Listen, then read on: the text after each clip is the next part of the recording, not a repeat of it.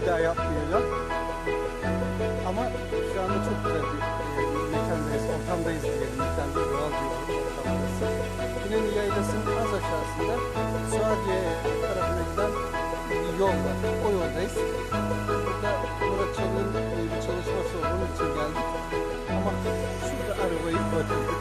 Araba oradan yukarı çıkmıyor. Biraz ara verdik. Bir şeyler atıştırdık. Bu orayı da size göstermek istedim. Burası çok güzel bir yer. Balığı yüzerken doğal bir ortam. Sonbaharın verdiği güzellik de var. Yapraklar ufaktan dökülmüş. Tabii çok büyük bir yamaç var sırtında. Tabii görünüş bilmiyor buradan bu açıyla ama gerçekten kral mezarlarının bulunduğu yamaç gibi. Şu arada tam şu arada. Evet. Biraz açıyı genişletip karşıdan da çekeceğim. Ama burayı yakından görmenizi istedim. Burası yazın çok güzel veya kamp yapılacak bir bölge. Suyun hemen dibindesiniz. Ama yine her zamanki gibi etraf atıklarla yani dünya üzerinde bir daha yok. Yani burayı kullanan insanlardan biraz daha duyarlı olmalarını özellikle rica ediyoruz. Yapmayın, dikkat etmeyin. Evet.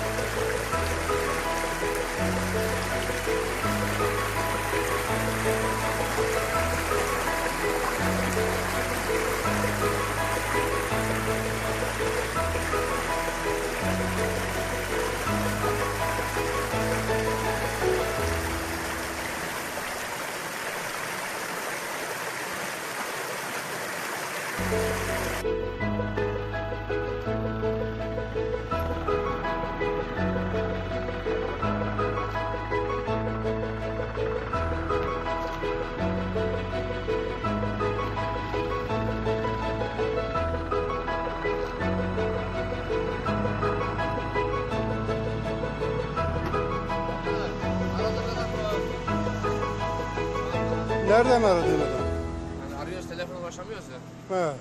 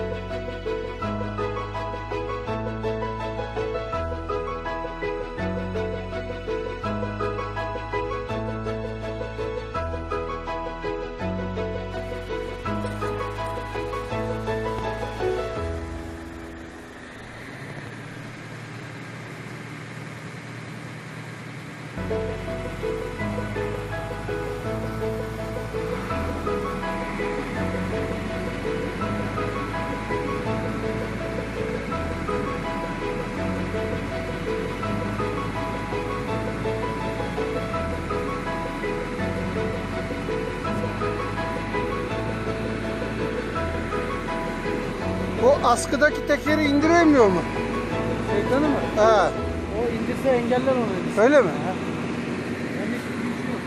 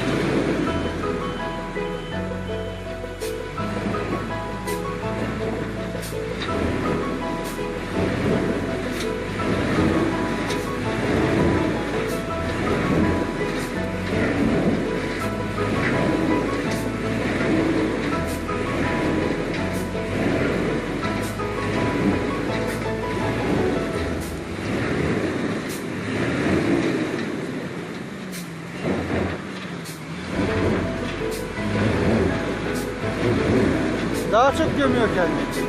Daha çok gömüyor.